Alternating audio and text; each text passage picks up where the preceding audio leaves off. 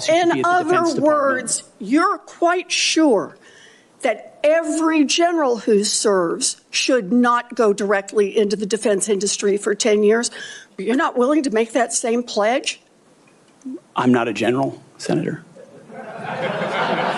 You'll be the one, let us just be clear, in charge of the generals.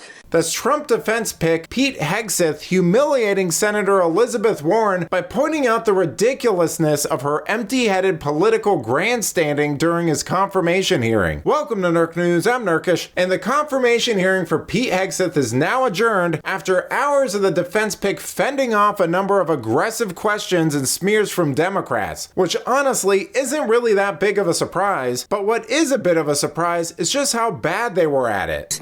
Do you know that being drunk at work is prohibited for service members under the UCMJ? Senator, those yes are or no? Multiple false anonymous reports peddled by NBC Do you News know that run directly contradictory to the dozens of men and women at Fox News Channel who I work with, I'm not who came hearing on the the answer record to my question. And said they in your never opening statement, that. Mr. Hegseth. I don't want women. I don't want moms. What's wrong with a mom, by the way? Once you have babies, you therefore are no longer able to be lethal. I mean, you're basically saying women after they have children can't ever serve in the military in a combat role. It's a silly thing to say. It's a silly thing to say, beneath the position that you are aspiring to. When you are asking us to lower the standards to make you the Secretary of Defense simply because you are buddies with our president-elect. And by the way, he has filed for bankruptcy 6 times. I'm not quite sure he's the kind of CEO you want to refer to as a successful businessman. Did you ever engage in any acts of physical violence against any of your wives? Senator, absolutely not. But you would agree with me that if someone had committed physical violence against a spouse, that would be disqualifying to serve as Secretary of Defense, correct? Senator, absolutely not have I ever done that. You would agree that that would be a disqualifying offense, would you not? Senator, you're talking about a hypothetical. I don't think it's a hypothetical.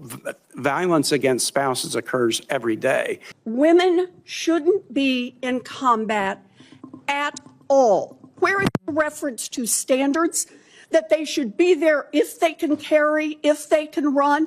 I don't see that at all, Mr. Hegseth. Now, I'm not sure if you caught the narrative there, but they're trying to delicately suggest that Hegseth doesn't like women because he thinks they shouldn't serve in combat, which shows you how far things have gotten, because that wasn't a controversial opinion until about 5 seconds ago, and frankly, it still seems to be up for debate, given that women don't have to enlist in selective services. In fact, I imagine the issue wouldn't be so clear cut if you were to pull random women off the street. Yet that didn't stop Democrats from once again acting like serving your country is a right and not a privilege, all so they could smear Hegseth and not have to defend the DEI crap they've been pushing that's been contributing to low recruitment levels and morale in the armed forces. My critiques, Senator, recently and in the past, and from personal experience, have been instances where I've seen standards lowered, and you mentioned 11 Alpha, 11 Bravo, MOS. I spent months talking to active duty service members, men and women, low ranks, high ranks, combat arms and not combat arms. And what each and every one of them told me, and which personal instances have shown me, is that in ways direct, indirect, overt, and subtle, standards have been changed inside infantry training units, ranger school, infantry battalions. Our standards will be high and they will be equal, not equitable. That's a very different word. We need to make sure every warrior is fully qualified on their assigned weapon system, every pilot's fully qualified and current on the aircraft they are flying, and every general or flag officer is selected for leadership or promotion purely based on performance, readiness, and merit. Leaders at all levels will be held accountable, and warfighting and lethality and the readiness of the troops and their families will be our only focus. My only special interest is the warfighter, deterring wars and, if called upon, winning wars by ensuring our warriors never enter a fair fight. We let them win and we bring them home. Like many of my generation, I've been there. I've led troops in combat. I've been on patrol for days. I've pulled a trigger downrange, heard bullets whiz by, flex-cuffed insurgents, called in close air support, led medevacs, dodged IEDs, pulled out dead bodies, and knelt before a battlefield cross.